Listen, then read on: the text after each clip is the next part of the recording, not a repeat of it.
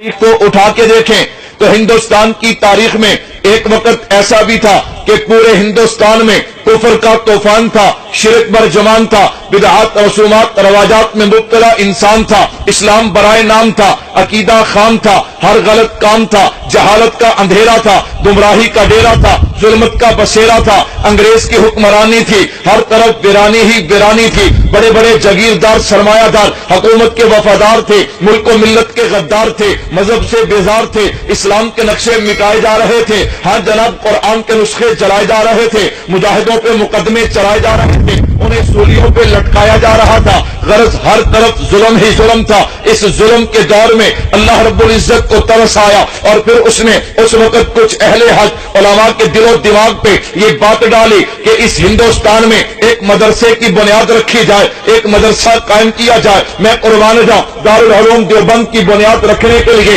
دارالعلوم دیوبند قائم کرنے کے لیے جو مشورہ ہوا، اس مشورے میں جتنے بھی بزرگ تشریف لائے، حضرت مولانا حبیب الرحمان عثمانی رحمت اللہ علیہ فرماتے ہیں، اس میں جتنے بھی بزرگ تشریف لائے ان کو اللہ نے خواب کے ذریعے، الہام کے ذریعے ان کے دل و دماغ میں یہ بات ڈالی تھی کہ اس دھرتی پہ، ہندوستان کی سرزمین پہ ایک دینی مدرسے کا قیام ہونا چاہیے۔ حضرت مولانا محمد قاسم نانوتوی رحمت اللہ علیہ فرماتے ہیں، میں نے خواب میں دیکھا میں بیت اللہ کی چھت پہ کھڑا ہوں، میری انگلیاں، ہاتھوں کی 10 انگلیاں 10 پانی کے چشمے جاری ہوتے ہیں، جس پانی جو پانی پوری دنیا میں پھیل جاتا ہے۔ حضرت مولانا رفیع الدین رحمت اللہ علیہ فرماتے ہیں کہ خواب کے اندر مجھے علوم دین کی چابیاں دی گئی ہیں، تو غرض جتنے بھی بزرگ مشورے میں آئے، کسی کو خواب کے ذریعے، کسی کو الہام کے ذریعے اللہ رب العزت نے یہ بات ان کے دل و دماغ میں ڈالی کہ اس زمین پہ ایک مدرسے کا قیام ہونا چاہیے۔ بالآخر علماء کے مشورے سے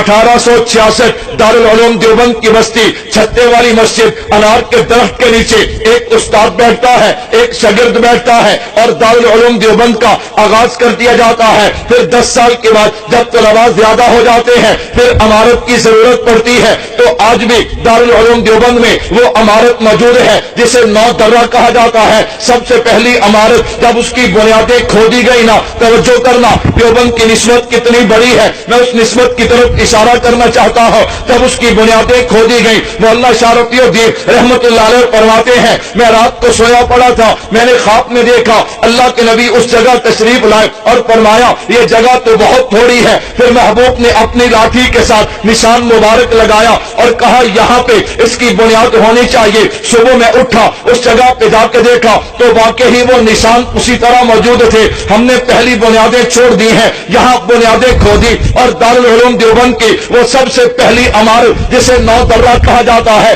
اس کی بنیاد وہاں پہ رکھی جاتی ہے۔ تو پھر مجھے کہنے دینا کہ خود ساقی کوثر نے رکھی میں خانے کی بنیاد یہاں، خود ساقی کوثر نے رکھی میں خانے کی بنیاد یہاں، تاریخ مرتب کرتی ہے دیوانوں کی روداد یہاں، وہ جو وادی فارا سے اٹھی گونجی ہے وہی تکبیر یہاں، ہستی کے صنم خانوں کے لیے ہوتا ہے حرم تعمیر یہاں۔